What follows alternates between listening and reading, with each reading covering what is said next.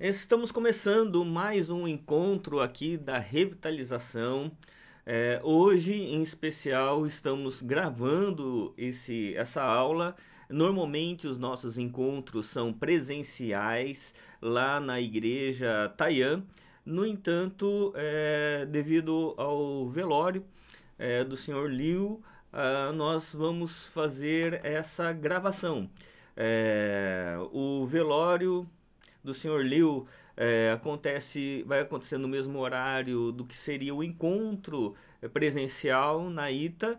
Então eu estou gravando antes para disponibilizar no horário que nós fazemos os nossos encontros. Que o Senhor seja com a família enlutada, que o Senhor de toda consolação esteja com toda a família da fé, os amigos. Que o Senhor traga sempre o conforto e a esperança de que nós reencontraremos aqueles que decidiram por Cristo e que assim possamos sermos consolados nesta vida terrena com os olhos na vida eterna. Que o Senhor também seja com toda a família Fã, do pastor Fã, que também faleceu nessa semana. Que o Senhor traga toda a consolação a cada um de nós. Vamos começar o nosso encontro então orando, falando com o nosso Deus, em especial pelas famílias que estão enlutadas. Pai Santo, Deus querido, muito obrigado, Senhor, pela vida, ó Pai, porque a vida pertence ao Senhor. E, ó Deus, aqueles que creem em Cristo, no seu Filho, ó Pai, têm a vida eterna. Por isso, ó Deus, nós cremos, ó Pai, que ninguém daqueles que o Senhor, ó Pai, elegeu, eles se perdem. Ao contrário, todos estão com o Senhor e nós os reencontraremos naquele dia glorioso em que o Senhor mesmo enxugará de nós toda lágrima, tirará de nós toda dor e não haverá mais luto. Por isso, ó Deus, seja conosco nesse instante, seja com as famílias que estão enlutadas e que o Senhor, ó Pai, nesse momento, ó Pai, dos nossos estudos, o Senhor nos dê graça, o Senhor nos dê clareza, a fim de podermos estudar a Tua Palavra. Em nome de Jesus, amém. Amém, meus irmãos. Nós estamos conversando sobre revitalização e nessa conversa que nós estamos tendo sobre a revitalização, nós estamos conversando sobre a mesma igreja com novas práticas para um novo tempo. Nessa conversa que nós estamos tendo, nós estamos seguindo um currículo, né? Esse é o 6º encontro. Nós vamos falar sobre liderança hoje, líderes, o princípio da formação de liderança colegiada, um desafio. E no mês que vem, melhor dizendo, nós vamos ter um encontro sobre expansão, o princípio do crescimento sem perder a relevância. Só vai ter uma alteração aqui no encontro da semana que vem. O encontro da semana que vem precisará ser no dia 20 de agosto. Estava marcado para o dia 13, então só fazendo essa retificação, vai ser no dia 20 de agosto, mesmo horário, 14 horas, e se Deus assim nos permitir, presencialmente lá na Igreja ITA. Pois bem, o que nós queremos conversar hoje é que líder sou eu. Que tipo de liderança nós somos, que tipo de liderança nós temos realizado. E nós queremos conversar então sobre essa questão extremamente importante, sobre a concepção de liderança no princípio bíblico.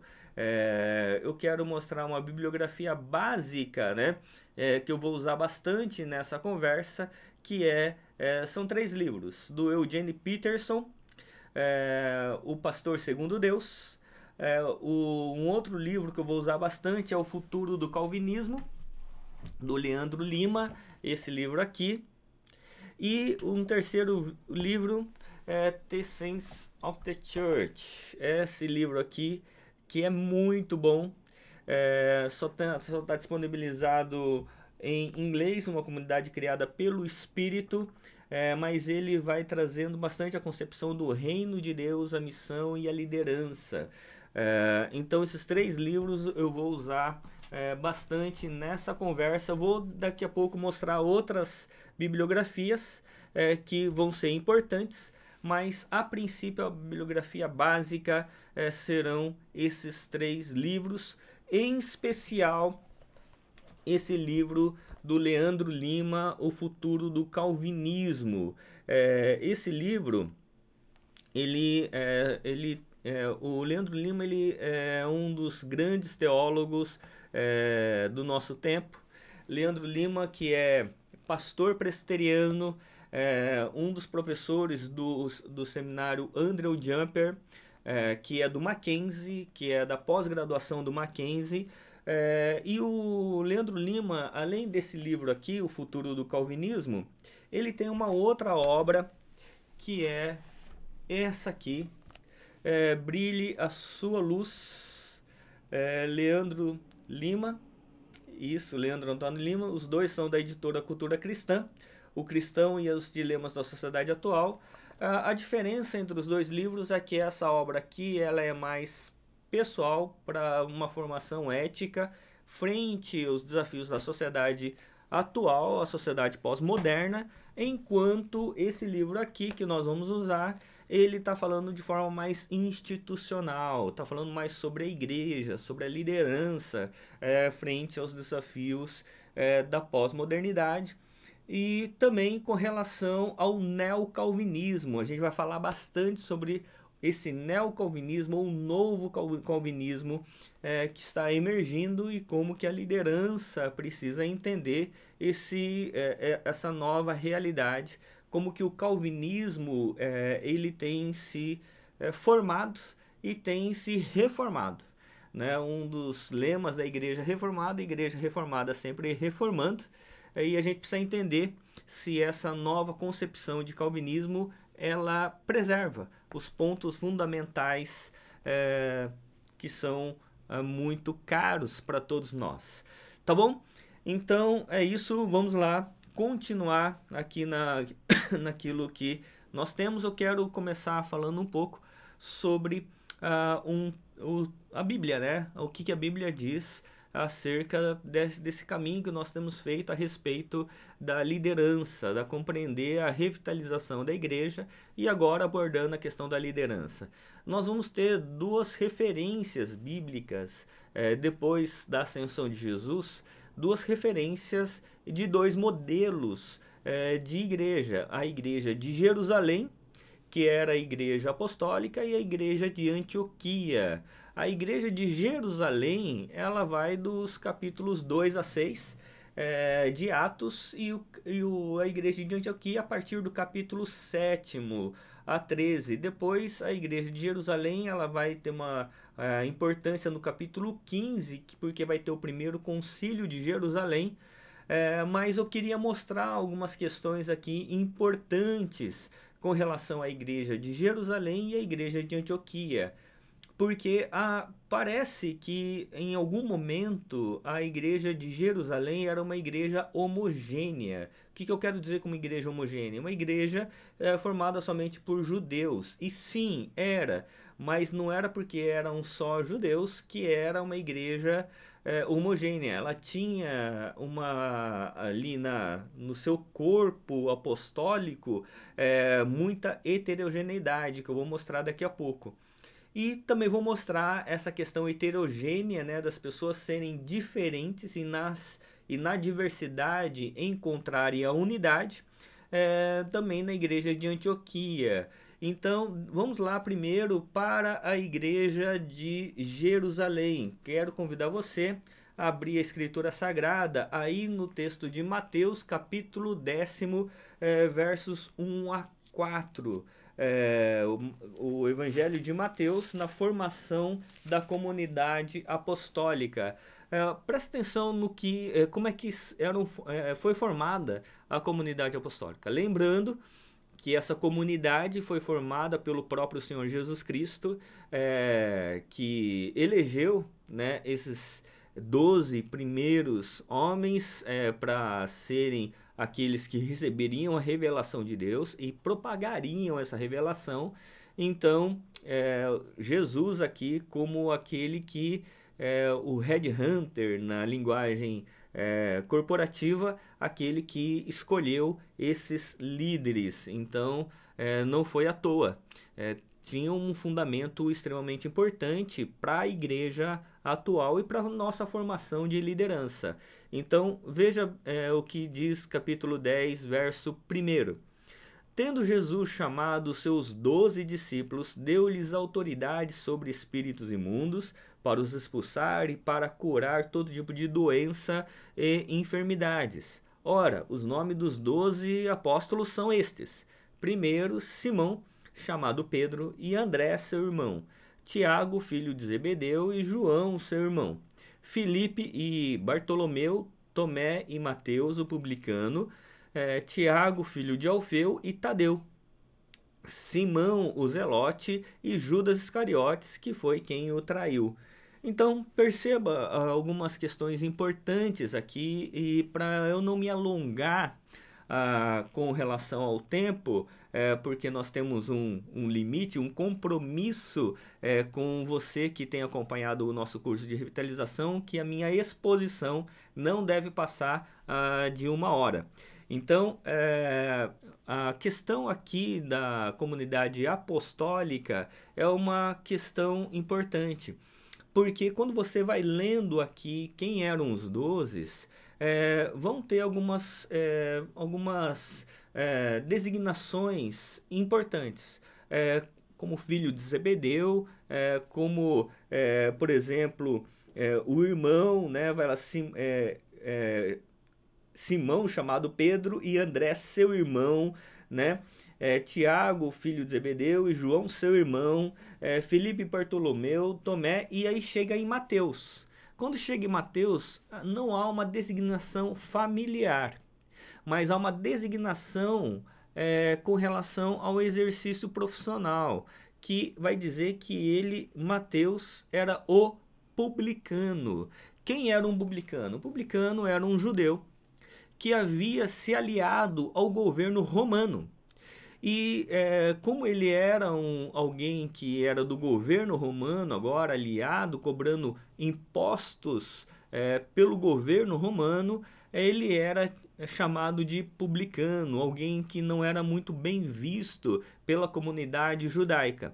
Mas Jesus, nosso Senhor, chama Mateus para ser um dos 12 apóstolos, né? Um daqueles que seriam os seguidores. Então, Mateus aqui, ele tinha uma relação, uma criação judaica, mas uma relação corporativa, uma relação financeira com o governo romano.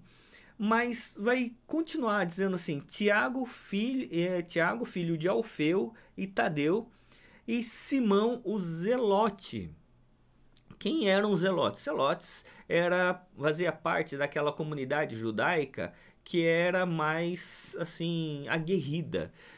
Os zelotes, por exemplo, eram aqueles que eram a favor da luta armada contra o governo romano.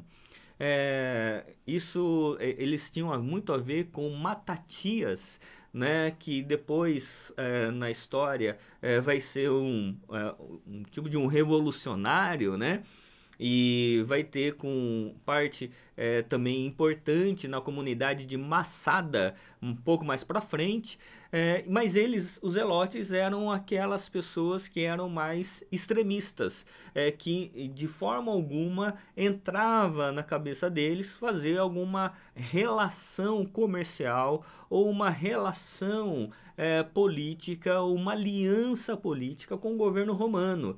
Eles eram a favor de pegar em armas e ir contra o governo romano. Então, e por que eu estou dizendo isso? Porque na comunidade judaica, na comunidade apostólica ali, que era formada por judeus, você tinha judeus que tinham uma relação com o governo romano, e você tinha judeus que eram a favor até de pegarem armas contra o governo romano. Mas eles faziam parte dos 12. Então, essa comunidade apostólica não era uma comunidade homogênea, era uma comunidade heterogênea.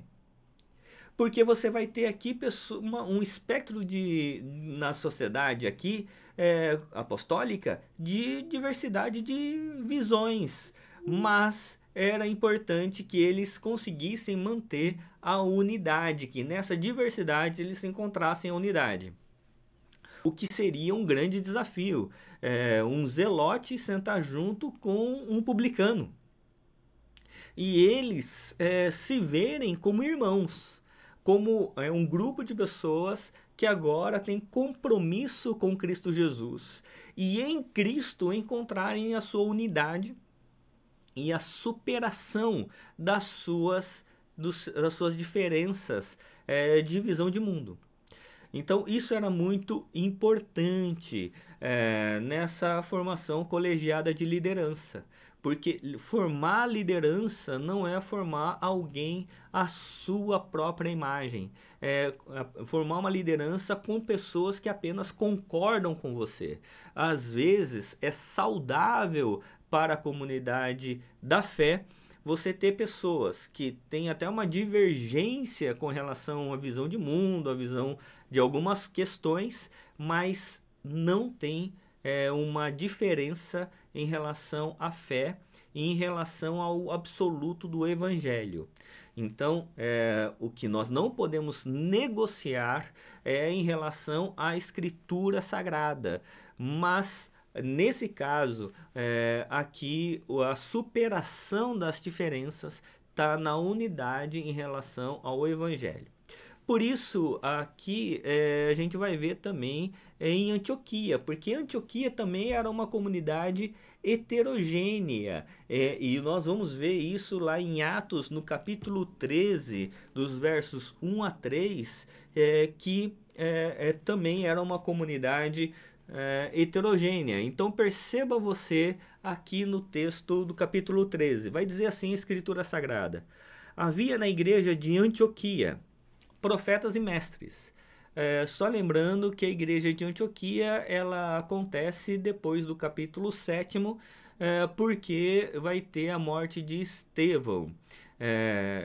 No capítulo 7º, no capítulo 8º ali vem a dispersão. Os discípulos eles vão sendo dispersos pela Judéia e Samaria, onde você vai ter ali o compromisso e o cumprimento com relação a Atos 1:8, que a igreja precisava sair de Jerusalém, Judéia, Samaria até os confins da terra. No capítulo 9 você vai ter a conversão de Saulo ou de Paulo, né? No capítulo 10º, a conversão de Cornélio, que vai ser a conversão do primeiro gentil. E no capítulo 11, a formação da igreja de Antioquia, uma igreja já fruto dessa dispersão. O capítulo 12 vai dizer que essa igreja, aqueles irmãos de Antioquia, havia graça na vida deles, a graça de Deus na vida deles. Barnabé é comissionado para ir ver o que estava acontecendo, e ele é um homem que reconhece essa graça. E no capítulo 13, então, essa igreja agora tem uma liderança constituída. Barnabé vai buscar Saulo, né, no capítulo 12, no capítulo 11, melhor dizendo, para ajudá-lo, e eles passam a ensinar. E no capítulo 13, essa igreja já está constituída com uma liderança. Então, veja quem é a liderança dessa igreja. Havia na igreja de Antioquia profetas e mestres. Barnabé, sempre o primeiro nome quem é o líder da igreja. Então Barnabé possivelmente era o pastor titular da igreja. Barnabé, Simeão, chamado Níger. É importante aqui, esse chamado Níger aqui, não era que o nome dele, o sobrenome era Níger, aqui tinha a ver com a origem. Ele era africano, da Nigéria. Então Simeão, chamado Níger. Lúcio de Cirene é interessante porque enquanto Barnabé é um nome judeu, Lúcio é um nome romano, né? Então você já tem uma diversidade aqui importante, né? Um judeu, um africano e um romano. Manaém, que tinha sido criado com Herodes, o tetrarca. Você tinha aqui agora um judeu nobre, né, alguém que fazia parte da aristocracia judaica, e Saulo, que era alguém que havia se convertido, era um perseguidor da igreja, se apresentou à comunidade apostólica, mas os apóstolos estavam um pouco com medo e mandaram ele de volta para casa, para Tarso. E quando ele foi para Tarso, depois de alguns anos, Barnabé, quando ele vê a graça em Antioquia, ele vai buscar Saulo para ajudá-lo. Então agora Saulo também fazia parte dessa comunidade dos líderes da igreja de Antioquia. E o verso 2 vai ser importante porque ele vai dizer assim: enquanto eles estavam orando ao Senhor e jejuando, o Espírito Santo disse: separe-me agora Barnabé e Saulo para a obra que eu os tenho chamado. Então, jejuando e orando e impondo as mãos sobre eles, os despediram. Veja só uma coisa interessante, né? Porque agora que a igreja estava constituída, agora que a igreja estava organizada, o Espírito Santo fala assim: olha, tá, beleza, mas agora separa para mim Barnabé e Saulo para a obra que eu estou chamando eles. E aqui vai dar origem à primeira viagem missionária. Então, o que acontece? É interessante a gente compreender que essa heterogeneidade da liderança, tanto da igreja de Jerusalém, na comunidade apostólica, como na igreja de Antioquia, ela fazia parte do projeto de Deus.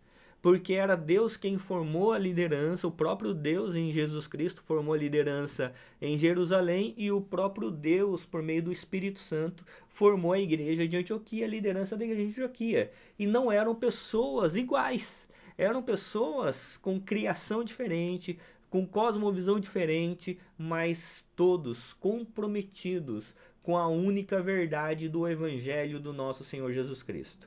E é essa verdade que faz com que haja unidade em meio à diversidade.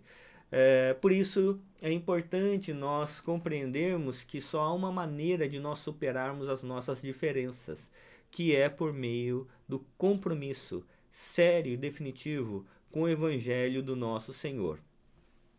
Isso aqui faz ressoar também o texto de Êxodo, capítulos 18 a 20, porque no texto de Êxodo vai ser interessante porque você vai ter ali o compromisso também de uma liderança heterogênea. Se você lembra ali o texto de Êxodo 18 a 20, no capítulo 18 vai ser aquela fala de Jetro, sogro de Moisés, com Moisés. E Jetro orientando Moisés a que ele delegasse mais líderes, ele chamasse mais líderes, né? Porque ele não ia aguentar. Então ele dividisse o povo em 1000, em 500, em 100 e 50, né? E 10, né? E nessa divisão eles pudessem ali colocar um líder sobre cada subgrupo. E tendo alguma dificuldade nesses subgrupos, aí sim reportasse a Moisés. Era uma liderança colegiada, era uma liderança delegada, havia uma delegação de funções ali.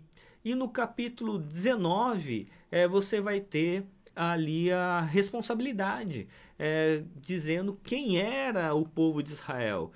Que o povo de Israel, no capítulo 19 de Êxodo, vai dizer que o povo de Israel não era só um povo no meio de outros povos, era um povo eleito por Deus, era um povo que era sacerdócio real, nação santa e povo de propriedade exclusiva de Deus. Havia um compromisso muito maior do que simplesmente ser um povo em meio a outros povos e buscar a bênção de Deus para que eles se sobressaíssem aos outros povos. Não, o que estava em jogo era que eles precisavam se organizar no capítulo 18 para uma melhor função e organização da comunidade judaica, mas para que eles expressassem a glória de Deus, porque eles eram nação santa, povo de propriedade exclusiva de Deus, sacerdócio real do Senhor. Era por meio da nação de Israel que Deus iria manifestar o seu sacerdócio, o seu pastoreio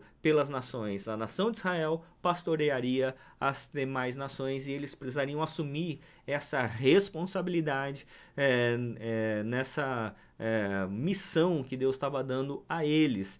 E no capítulo 20 de Êxodo você vai ter o quê?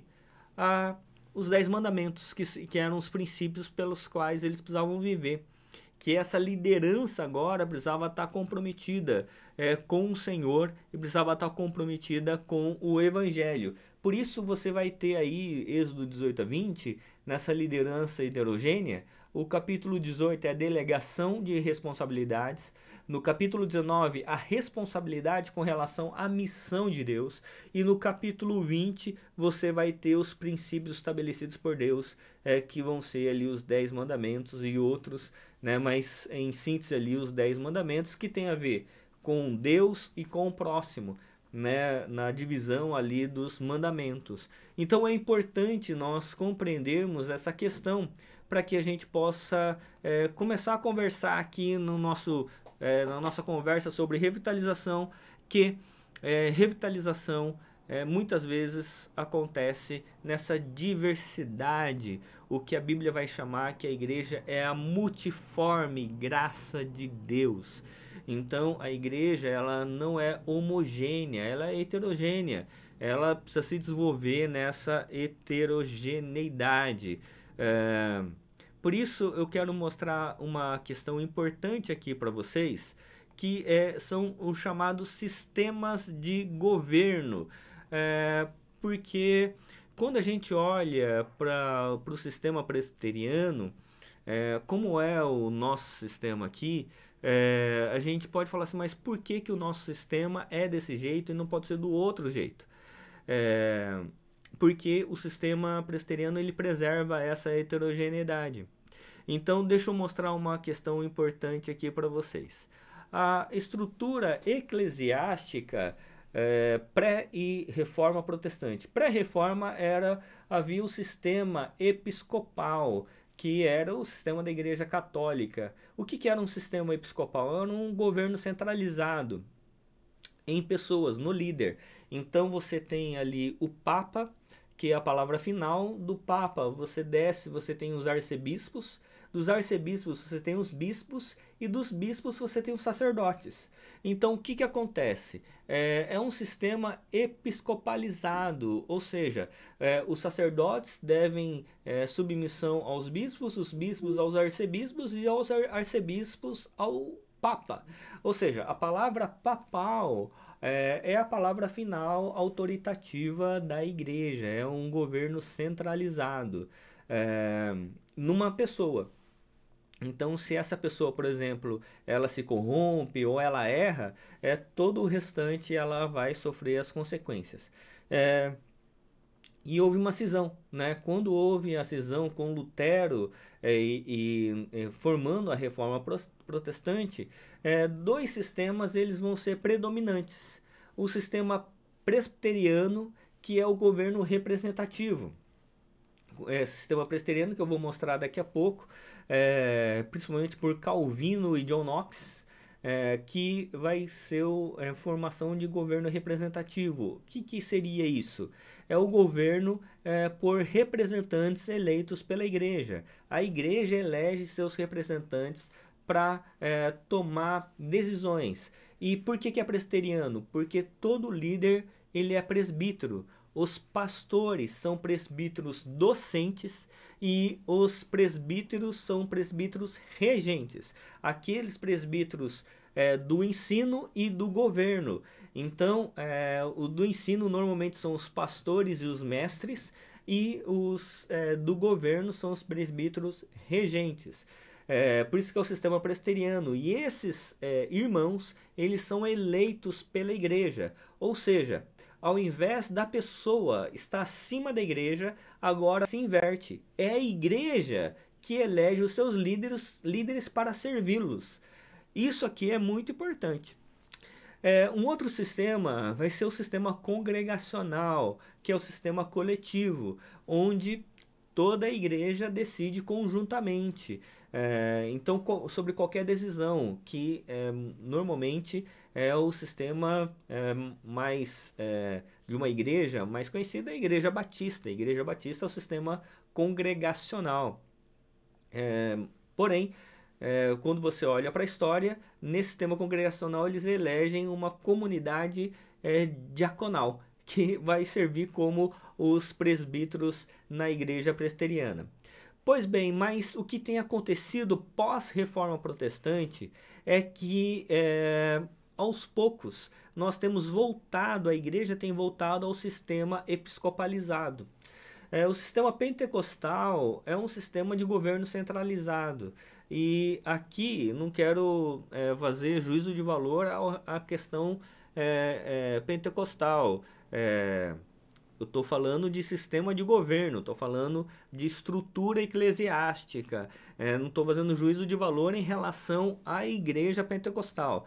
Tá bom? Até mesmo porque eu tenho muitos amigos, já preguei muito em igreja pentecostal. Continuo, né, ministrando aulas para muitos irmãos pentecostais e não tenho nenhum problema com isso. A questão aqui é a estrutura eclesiástica, que fique claro, tá bom? O sistema pentecostal ele forma novamente um governo centralizado. Por quê? Porque a decisão, geralmente a palavra final não é de uma congregação, como um conselho de igreja. É geralmente do pastor titular ou pastor fundador. O sistema das igrejas emergentes ele é um pouco diferente, ele também é centralizado no pastor, mas o que difere?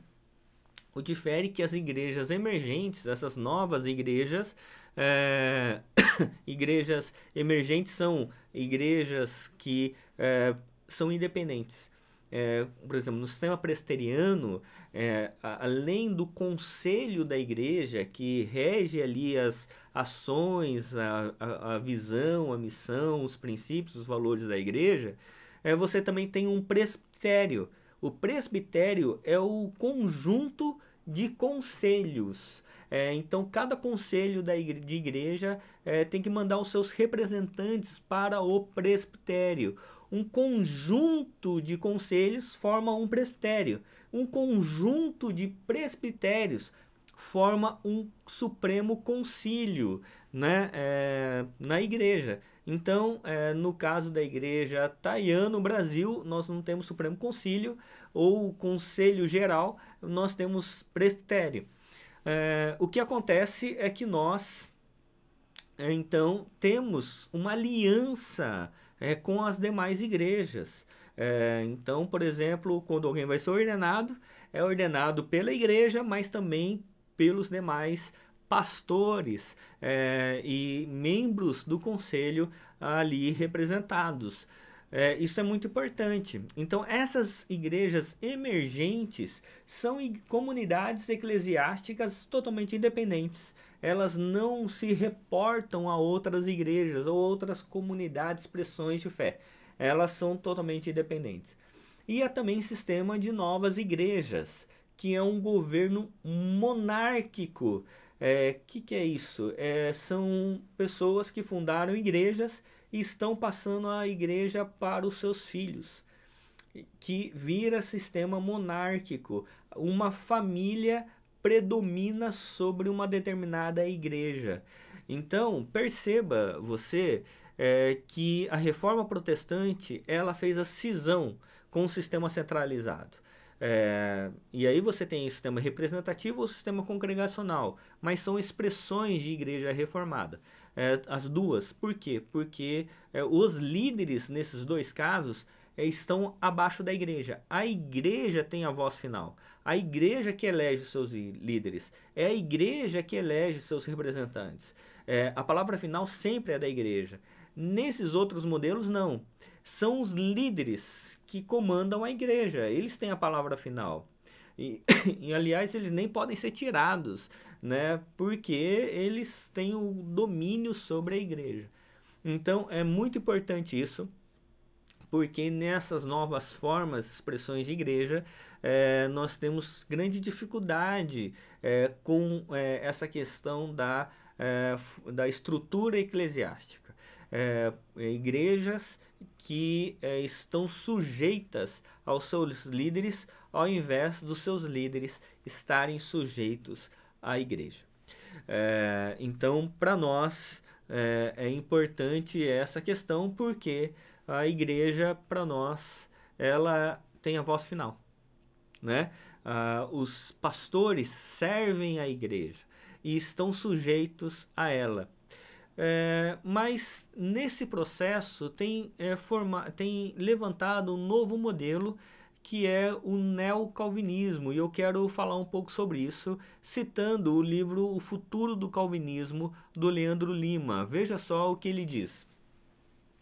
O movimento calvinista internacional que mais tem conseguido se expandir nesses tempos pós-modernos é o neocalvinismo, né? O novo calvinismo. A Time Magazine diz ser uma das 10 ideias que estão mudando o mundo.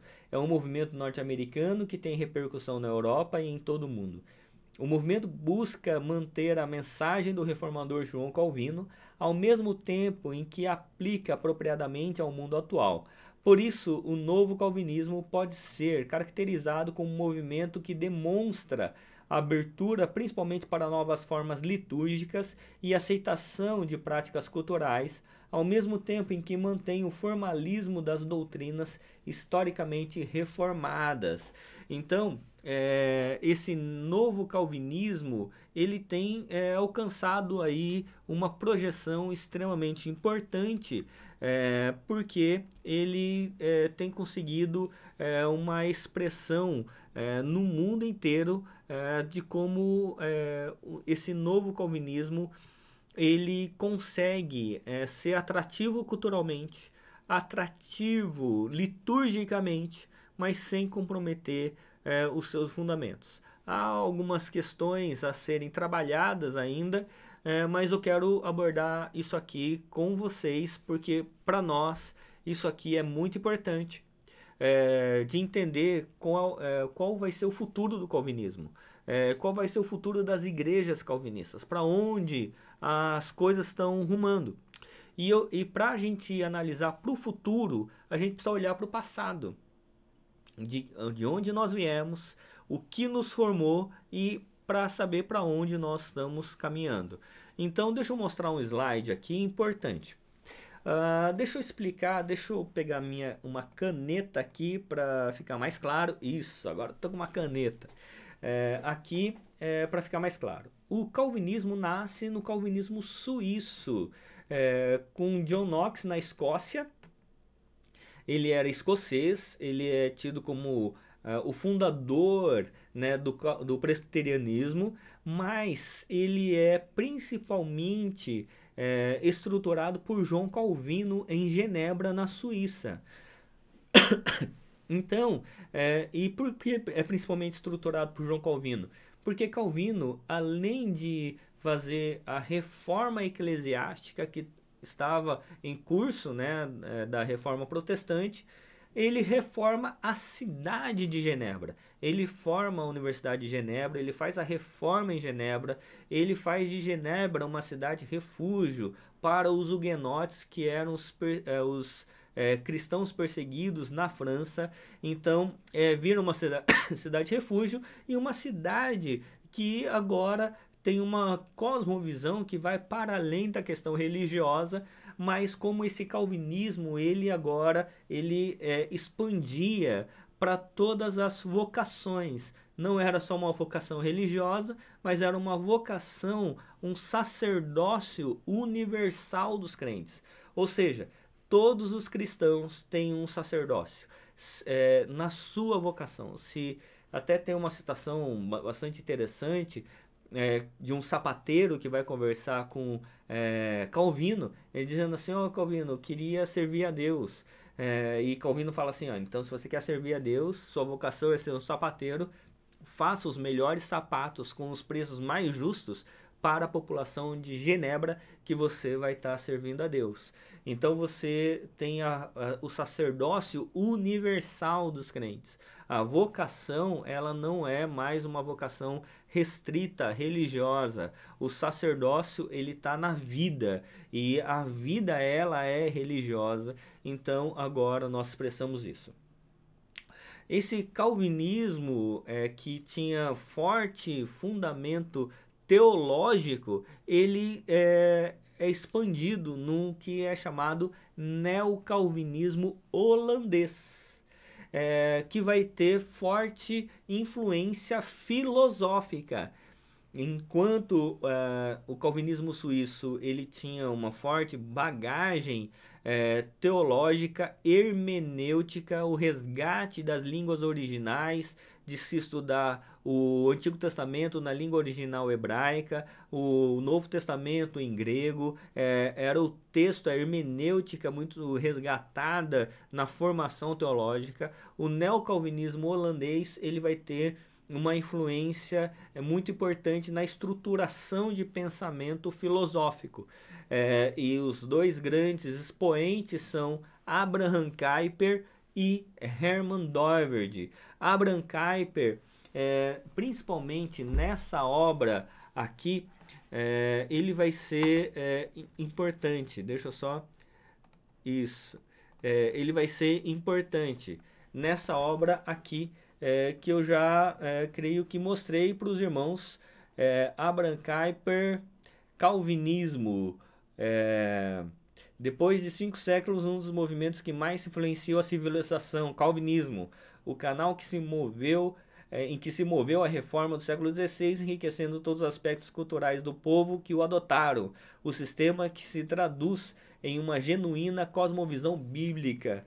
Então, esse livro aqui, Calvinismo, é uma série de palestras que Abraham Kuyper, que era pastor, primeiro-ministro da Holanda, o fundador da Universidade Livre de Amsterdã, ele vai ser um homem que vai estruturar o calvinismo em 3 momentos, em 3 esferas da vida. A esfera com relação a Deus, que ele vai chamar de mandato espiritual, a nossa relação com Deus. O mandato com relação às pessoas, que ele vai chamar de mandato social, e a relação com a cultura, com o trabalho, com a vocação, que ele vai chamar de mandato cultural. Esses 3 mandatos, eles são para a glória de Deus, para que a gente entenda e viva esses 3 mandatos, manifestando a glória de Deus em todas as esferas da vida. Então, Abraham Kuyper ele vai ser extremamente importante nesse aspecto do neocalvinismo holandês, e que vai dar um novo vigor para o calvinismo, que estava ficando muito restrito à questão teológica, à questão eclesiástica. Agora ele tem uma nova perspectiva. Logicamente, eu estou pulando algumas questões aqui por causa do tempo.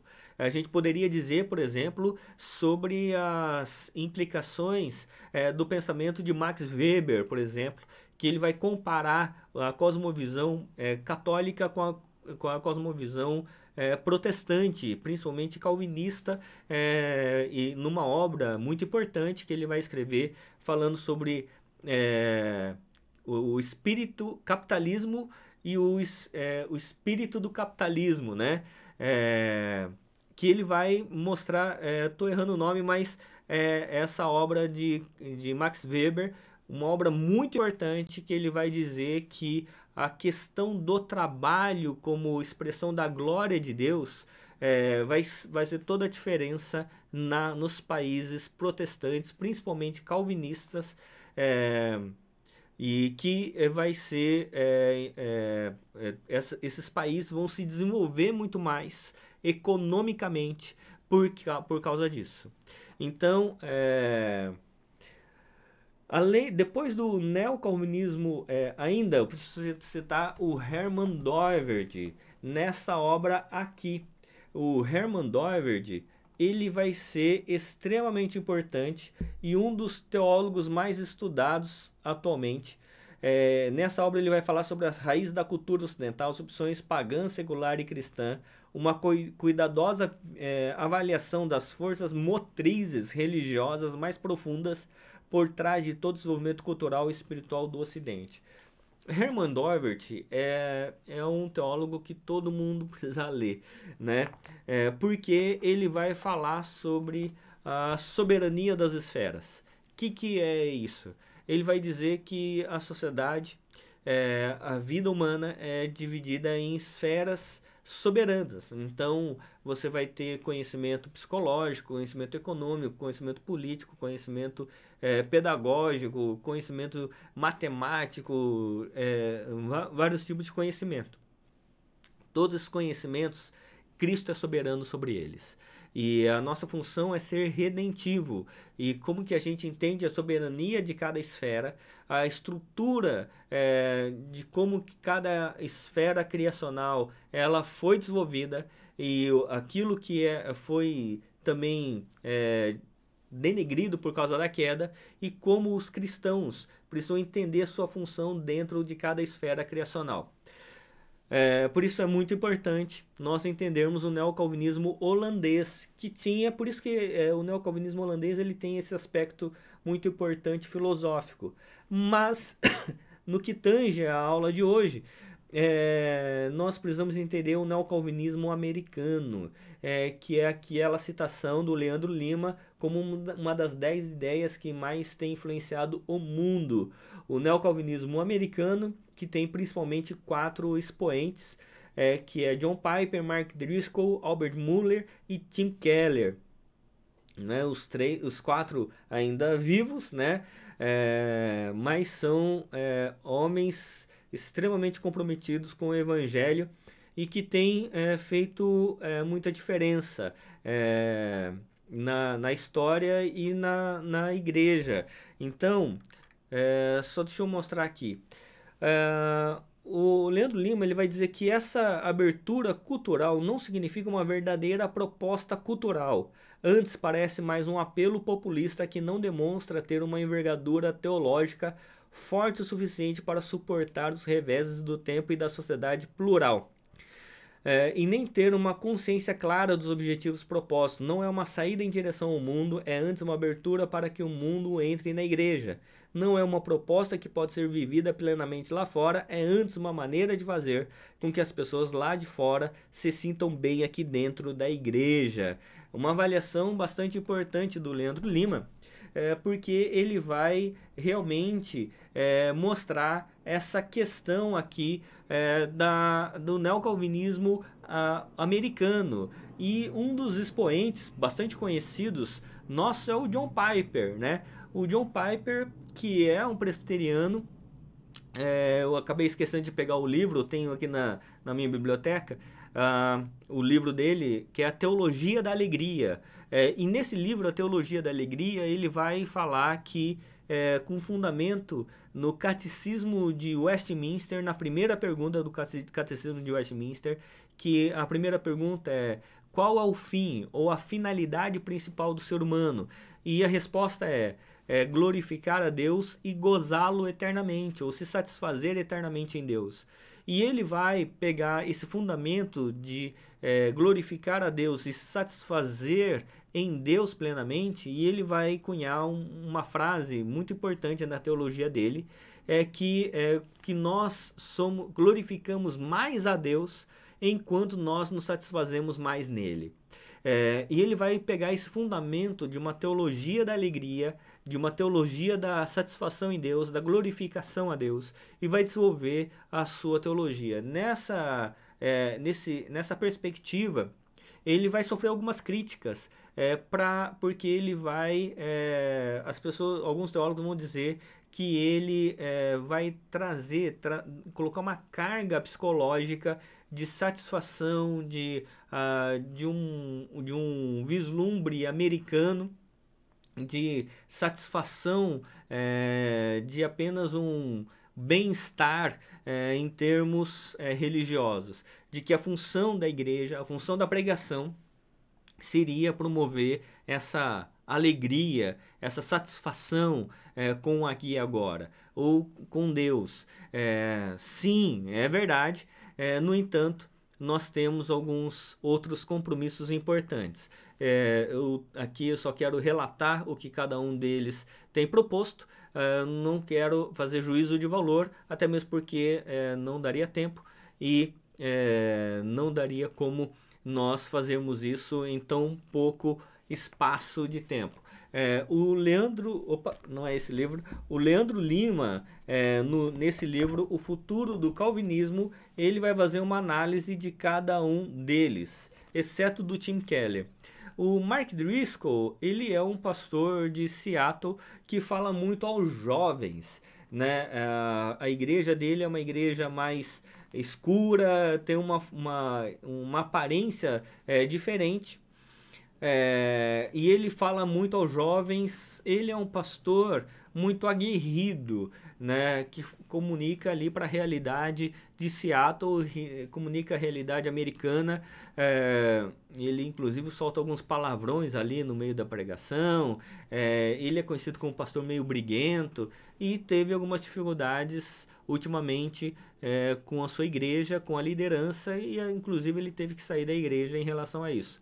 Mas eu cito ele aqui porque ele é um dos pastores, e foi um dos pastores que influenciou um grupo de pastores, inclusive brasileiros, nessa questão. Pastores que começaram a usar roupa xadrez,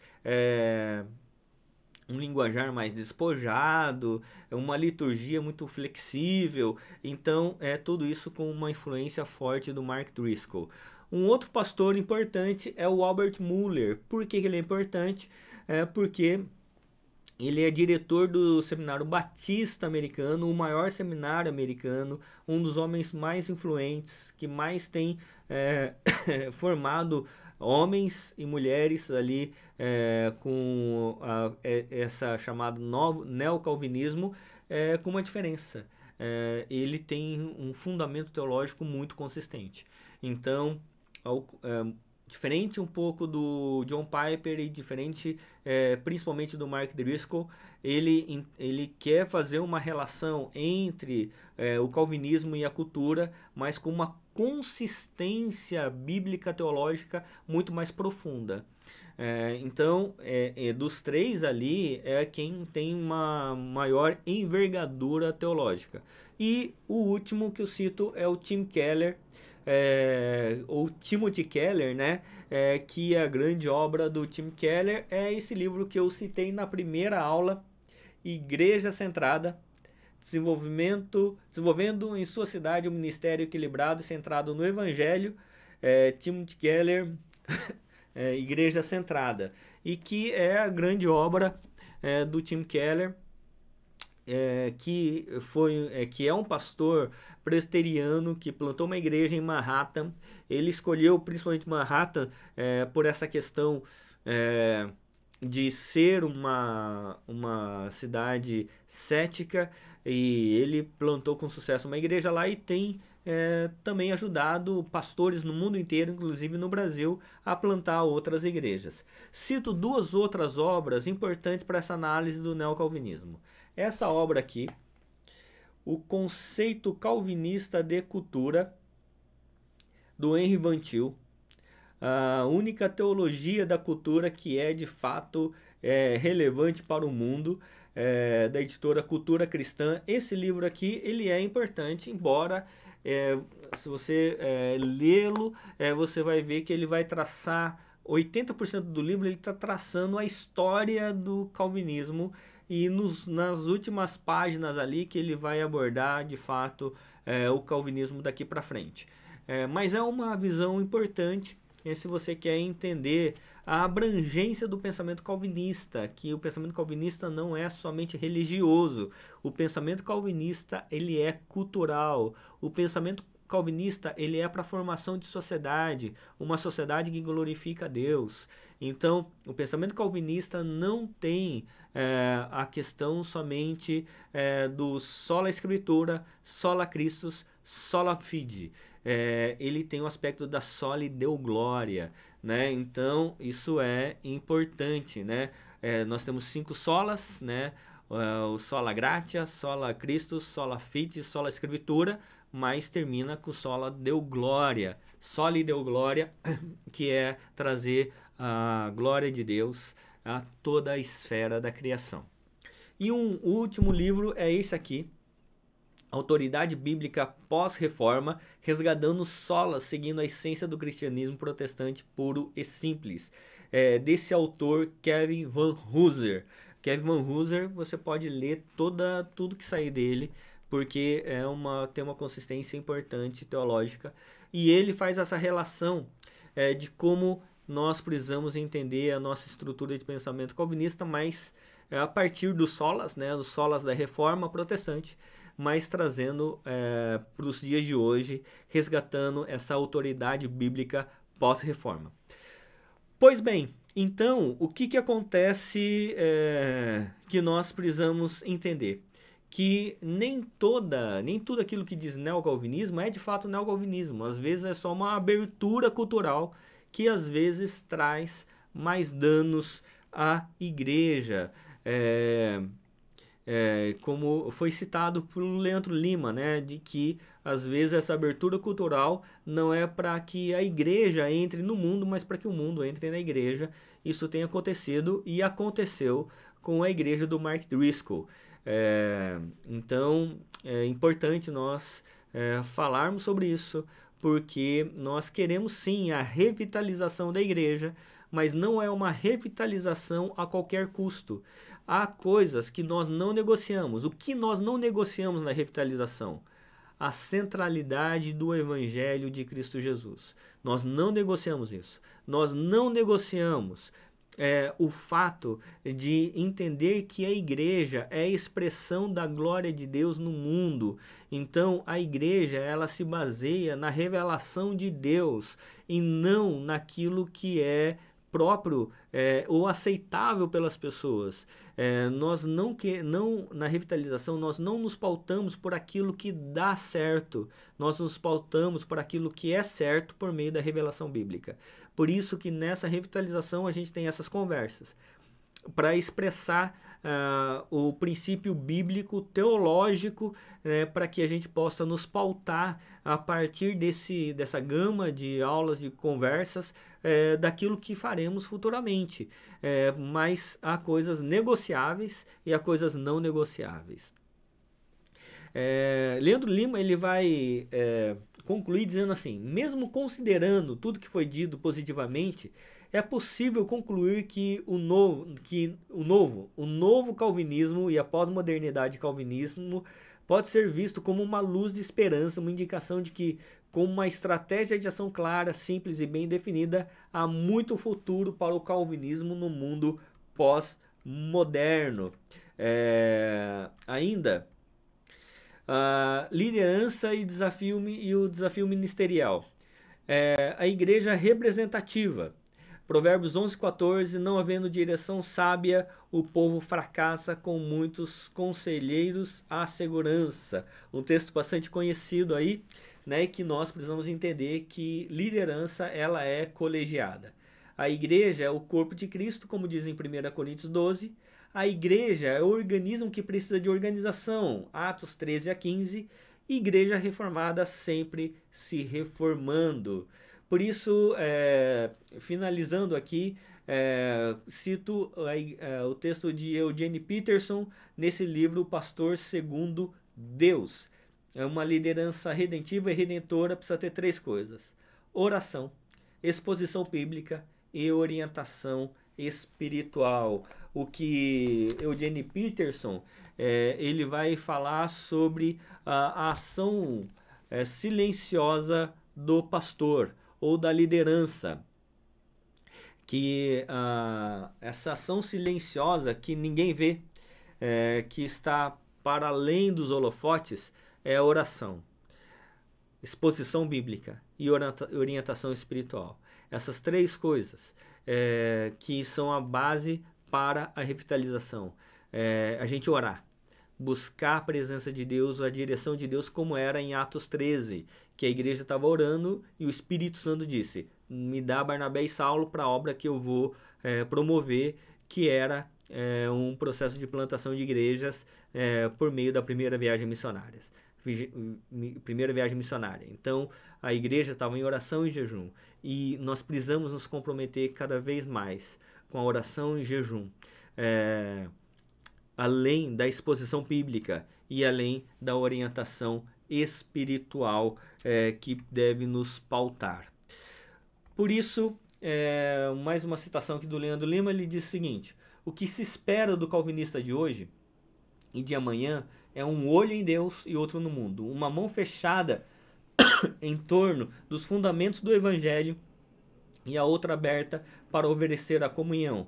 Somem-se ainda os dois pés na Escritura e um coração cheio de desejo de compartilhar as boas novas. Seja qual for a época, com esse tipo de atitude há futuro para o calvinismo. Assim foi Calvino. E ele fecha dessa maneira o texto dele. E como a gente sempre faz, uma análise da liderança da igreja, entendendo qual é a nossa força, nossa fraqueza, quais são as oportunidades e quais são as ameaças. Fazendo essa análise com relação à liderança da igreja, em termos de vida de oração, a igreja está em busca da direção de Deus ou está segura de sua própria direção? Será que nós estamos buscando a direção de Deus? Ou a gente coloca a direção para a igreja e nem pergunta para Deus? Exposição bíblica. A exposição bíblica, né, tem sido fiel à exposição, a igreja tem sido fiel à exposição bíblica e à aplicabilidade contextual? Será que nós estamos falando e respondendo as perguntas da nossa época? E a orientação espiritual. A igreja tem sido um reino de sacerdotes que acolhe, cuida, orienta e envia, como lá em Atos 13. Por isso é importante. E só lembrando que no mês que vem o nosso encontro vai ser no dia 20 de agosto. Né? 20 de agosto, terceiro sábado do mês. Vamos falar sobre a expansão, o princípio do crescimento sem perder a relevância. E dando continuidade a essa conversa de hoje, né? Enquanto a conversa de hoje se restringiu ao aspecto da liderança, no mês que vem a gente vai abranger um pouco mais, falando sobre como que a liderança ela sai aqui, né? Ela influencia para que toda igreja se torne uma igreja de expansão, de revitalização. Espero que a graça de Deus esteja sobre a sua vida. Obrigado por ter ficado conosco. E o nosso encontro sempre é presencial, né? E também gravado ao vivo pelo YouTube. Mas devido à questão do velório, nós gravamos esse vídeo. Que Deus os abençoe, os preserve, os conduza sempre em direção a missão e a glória do Senhor. Deus abençoe, em nome de Jesus. Amém.